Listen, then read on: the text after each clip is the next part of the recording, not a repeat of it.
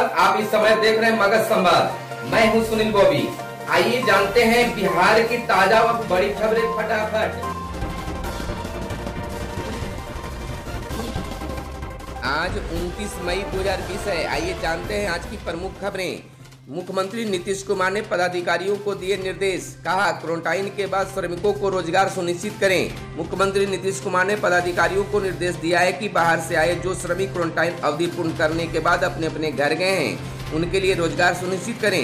जिन श्रमिकों की क्वारंटाइन अवधि प्रोटोकॉल के अनुसार पूर्ण हो गई है, उन्हें विशेष प्रकार का रोजगार उपलब्ध कराएं। सभी संबंधित विभाग इसकी मॉनिटरिंग करें। मुख्यमंत्री ने गुरुवार को मुख्य सचिव एवं अन्य वरीय अधिकारियों के साथ कोविड-19 के मद्देनजर किए जा रहे कार्यों की उच्च स्तरीय समीक्षा की।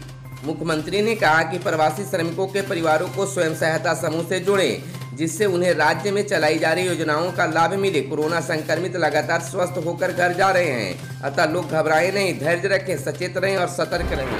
कारखानों में संविदा कर्मियों की सेवा शर्त में होगा बदलाव। सूबे में कल कारखानों में ठेका पर काम करने वाले कर्मी हो या नियमित कर्मी, इनकी सेवा शर्त में कोई अंतर नहीं होगा। काम के घंटे, मजदूरी हो या अन्य भत्ते, दोनों कर्मियों को एक समान की राशि दी जाएगी। संविदा कर्मियों की सेवा शर्त को बेहतर करने के लिए श्रम संसाधन विभाग ने औद्योगिक नियोजन कानून में संशोधन करने का निर्णय लिया है।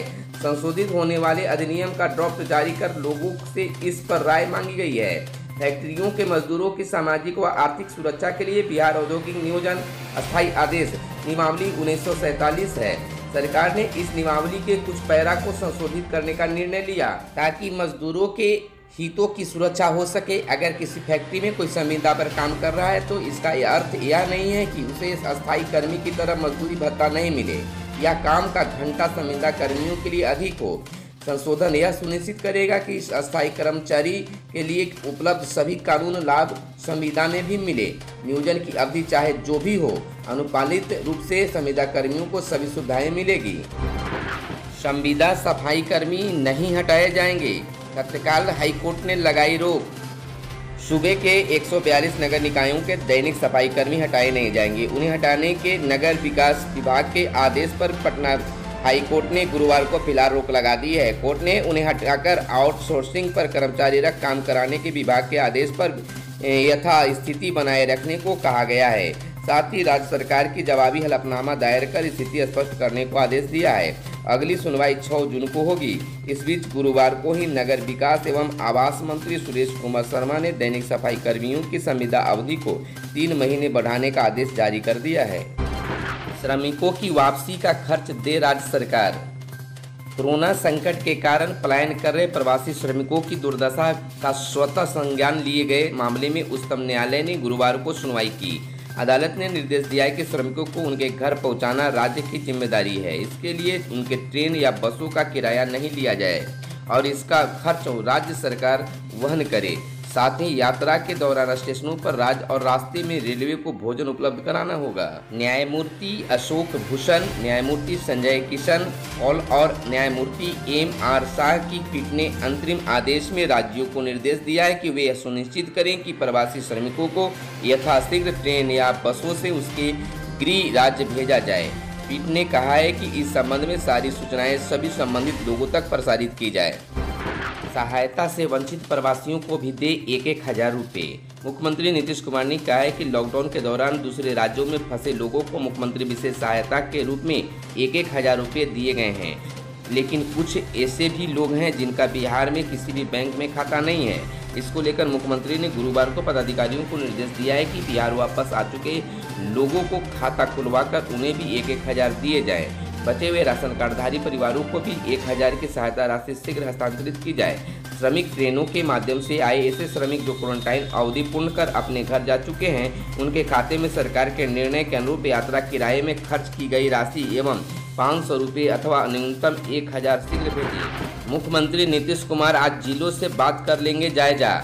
मुख्यमंत्री नीतीश कुमार शुक्रवार को विभागीय पदाधिकारियों समेत प्रमंडलीय आयुक्त, पुलिस महानिरीक्षक और सभी जिलों के DM, SP से बात करेंगे और कोरोना संक्रमण, इससे उत्पन्न स्थिति समेत अन्य विषयों पर हालात का जायजा लेंगे। साथ ही पदाधिकारियों को दिशा निर्देश जारी करेंगे। वीडियो कॉन्फ्रेंसिंग के माध्यम से मुख्यमंत्री सभी पदाधिकारियों से बात करेंगे। वहीं मुख्यालय में मुख्य सचिव, डीजीपी आदि पदाधिकारी उनके साथ मौजूद रहेंगे। हाई कोर्ट व परिवहन में 560 पदों पर भर्ती। पटना उच्च न्यायालय में 397 सहायक और परिवहन के क्षेत्रीय कार्यालय में 163 लिपिक की नियुक्ति होगी।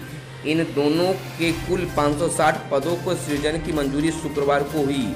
राज्य कैबिनेट की बैठक में दी गई।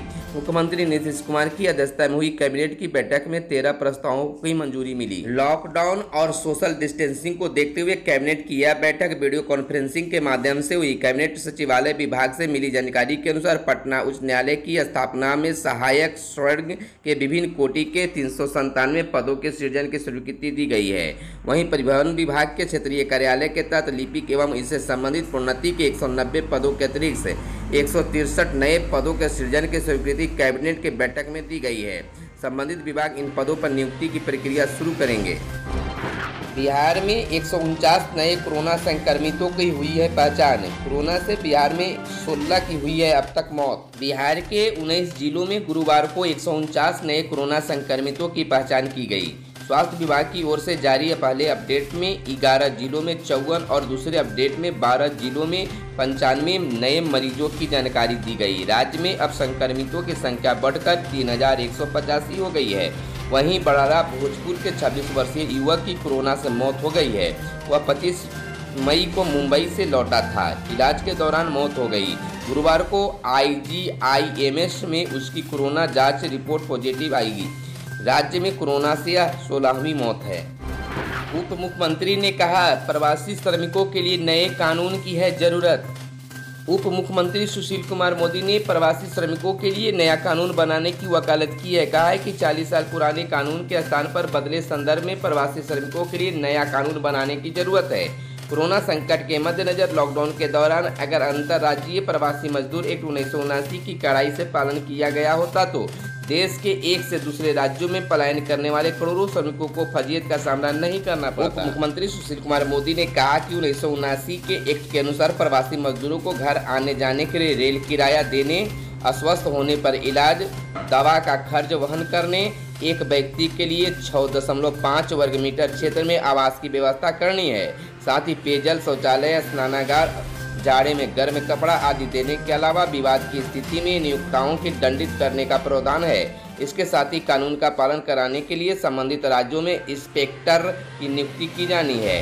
उन्होंने कहा कि श्रमिकों को नए सिरे से परिभाषित करने के साथ ही उन्हें कर्मचारी भविष्य निधि, EPF और कर्मचारी राज्य बीमा स्कीम ESIS, लेवल सेंस तथा अन्य सामाजिक सुरक्षा का कवर, सरकार की सभी कल्याणकारी योजनाओं का लाभ one nation one ration card की तर्ज पर देने का प्रावधान होना चाहिए। राष्ट्रीय स्तर पर प्रवासी श्रमिकों का डाटाबेस तैयार कर प्रत्येक को यूनिक पहचान संख्या देने की जरूरत है।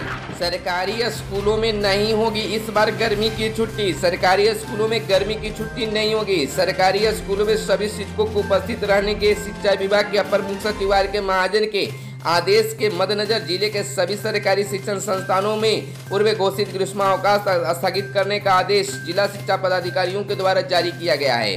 आदेश में कहा गया है कि कोविड-19 कोरोना वायरस के संक्रमण को देखते हुए पूरे देश में लॉकडाउन की स्थिति उत्पन्न होने के कारण सभी शिक्षण संस्थान बंद कर दिए गए हैं। ऐसी परिस्थिति में विद्यालय में पठन पाठन पूर्णतः ठप हो गया है। छात्राओं को पठन पाठन की क्षतिपूर्ति देखते हुए ऑनलाइन स्टडी प्रारंभ किया गया है। इधर आदेश के मुताबिक अन्य राज्यों से प्रवासी मजदूरों छात्रों को लगातार बिहार आने के क्रम में सभी शिक्षण संस्थान को आवश्यकतानुसार क्वारंटाइन सेंटर के रूप में परिवर्तित कर दिया गया है, जिसमें आवश्यकतानुसार शिक्षकों की सेवा ली जा रही है। आपदा की इस परिस्थिति में सभी शिक्षण संस्थान, शिक्षक एवं अन्य कर्मी अपना सहयोग दे रहे हैं। मैट्रिक के मार्क से असंतुष्ट छात्र छात्राओं को मिला स्क्रूटनी का मौका। मैट्रिक के अपने मार्क से असंतुष्ट छात्र छात्रा कॉपियों का स्क्रूटनी के लिए 29 मई से ऑनलाइन आवेदन कर सकेंगे। बिहार विद्यालय परीक्षा समिति द्वारा मैट्रिक परीक्षा में सम्मिलित विद्यार्थियों को अपनी कॉपियों का स्क्रूटनी के लिए ऑनलाइन आवेदन करने का अवसर प्रदान किया गया है। बिहार विद्यालय परीक्षा समिति के अध्यक्ष आनंद किशोर ने बताया कि मैट्रिक परीक्षा में सम्मिलित परीक्षार्थी यदि अपने किसी एक विषय या सभी विषयों में मिले अंक से संतुष्ट नहीं है तो संबंधित विषय की उत्तर पुस्तिका का स्क्रूटनी हेतु समिति के वेबसाइट पर 29 मई से 12 जून तक ऑनलाइन आवेदन कर सकते हैं। स्कूटनी हेतु ऑनलाइन आवेदन करते समय प्रति विषय 70 रुपये का शुल्क देने होंगे। स्कूटनी हेतु आवेदन समिति के वेबसाइट पर किया जाएगा। स्कूटनी शुल्क का भुगतान debit card, credit card, net banking आदि के माध्यम से करने के विकल्प है। खबरों में आज बस इतना ही। अगर यह वीडियो आपको पसंद आए तो एक लाइक जरूर करें। अगर अब तक हमारे चैनल को आपने सब्सक्राइब नहीं किया है तो चैनल को कर ले सब्सक्राइब, ताकि बिहार के साथ देश दुनिया की खबरों से आप रहें अपडेट। धन्यवाद। जय हिंद, जय भारत, वंदे मातरम।